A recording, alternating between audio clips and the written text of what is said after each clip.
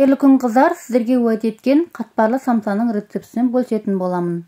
Ең алдымен салқын суға 1 шай қасық тұз салып, жақсылап араластырамыз. Және басқа таза ыдысымызға ұнымызды салып, жаңағы суды үстінен құйып отырып, тым жұмсақ емес және тым қатты емес қамыр илейміз.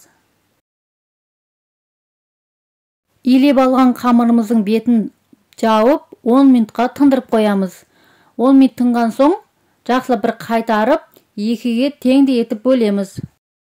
Енді бірінші қамырымызды алып, жақсылап жайып аламыз.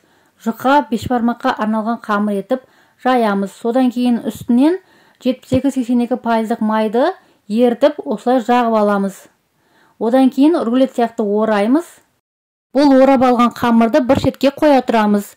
Және екінші қамырды да дәл осылай жайып, үстінен сары майын құйып, осылай жағып аламыз. Одан кейін жаңағы алған бірінші қамырымызды жайған, осылай үстінен жаңағы екінші қамырдың үстінен саламыз.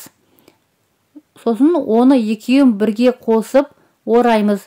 Қатпарлы болып шығуының бір құпиясы да осыда. Рулет тәрізді орап алған қамырды жинап, пакетке салып, бір түнге немесе 5-6 сағатқа мұздатқышқа қоямыз. Мұздатқыштан шығарып, 1 сағатқа жылы жерге қоямыз. Одан кейін осылай кесіп аламыз. Әр самсаны кішірек етіп кесеміз. Әр самсаның граммы 50-60 грамм болса жетеді. Және осылай үстінен басып, қатпарларын шығарамыз. Және де домалақтап жайып, үстінен салмасын саламыз. Ендегі салмасына фарш, пияз және тұз бұрыштарды салып араластырып қойдым. Жайып алған қамырдың ортасына салмасын салып, үшбұрыштап түйеміз. Өз қалауыңызша түйсеңіздер болады. Маған ең ыңғайлысы осы болды. Және де табамызға салып, орналастырып шығамыз. Бетіне жұмыртқа жағып, күнжіт сеуіп, 180 градуста 35-40 минутта пісіріп аламыз.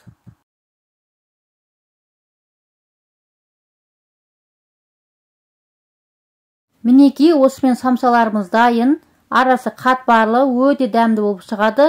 Сіздер де жасап көріңіздер. Рецепт пайдалы болған болса, лайк басып сақтап алыңыздар.